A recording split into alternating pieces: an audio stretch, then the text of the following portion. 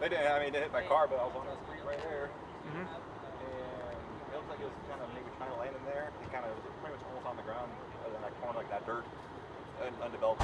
Hi, if you can say your name, spell it for me really quick. Tyler, Tyler. Your last name, if you. Hansen, Hansen. Okay. And what did you see out here, Tyler? I was just driving out of the neighborhood right there, and the plane looked like the plane was trying to land maybe in that undeveloped part, and just kind of bounced off the ground. Went through that intersection right there, and looks like the wing clipped the tree or a sign or something right there, and landed in this parking lot. Did you hear anything prior to the plane coming down? Did you hear Maybe a couple dozen. My wife said, "Stop!" Oh my God! And I stopped and saw the plane cross right in front of us.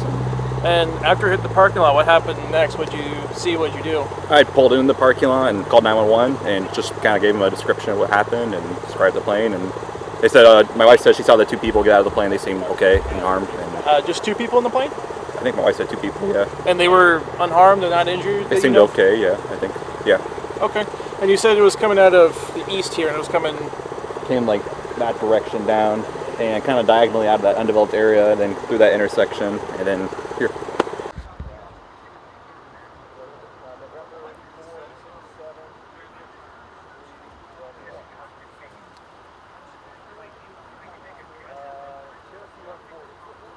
So I didn't want to start tracking the ALT.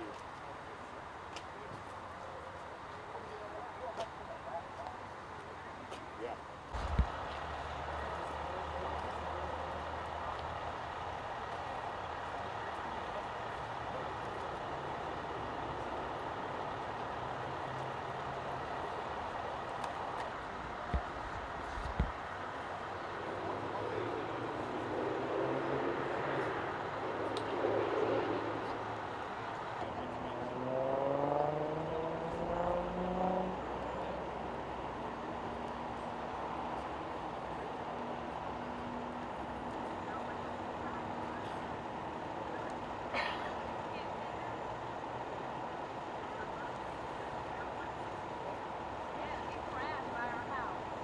Yep, it's going.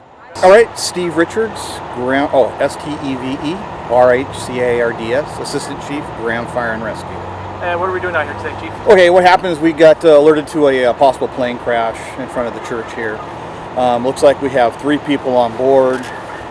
One was a student pilot, one was the instructor, and another passenger. They were out flying the area. I believe they were flying out of Shady Acres. They were doing some touch and goes, I believe, here at Thun Field, and they lost power. And as soon as they lost power, the instructor took over. They were unable to restart the engine, and they were trying to pick a place to put it because the plane was falling fast. So they had a open field, and they tried to set it down on the field.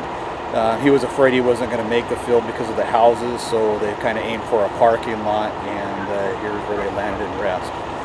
All 3 passengers and pilot are the 2 passengers and the pilot are non-injury and walking away. What's it like to have, this is really odd. This is not common to have a plane come down in a residential area. Kind of walk me through what the response kind of looks like. Well, this is the second plane wreck in the area that we responded to, in this last couple weeks here. This is a very heavy populated residential area. We sent a full response, just not knowing what we were looking at. And getting here and finding out no houses were involved, no cars, and the pilot and the passengers were up walking. It's a great relief, and we'll sit here and assist the state patrol, or the sheriff, Pierce County Sheriff, as they do their investigations and block traffic.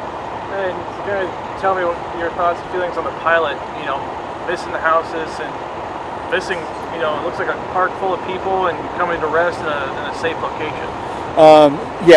Actually talking to the instructor pilot, they realized that they were unable to start the engine. They definitely realized that they were in trouble. But him to be able to pick a nice wide open area and bring it down safely with no one around, and having everybody walk away is it's amazing. All right. Anything else you can think of, Chief? Anything else you need, or you good? No, I'm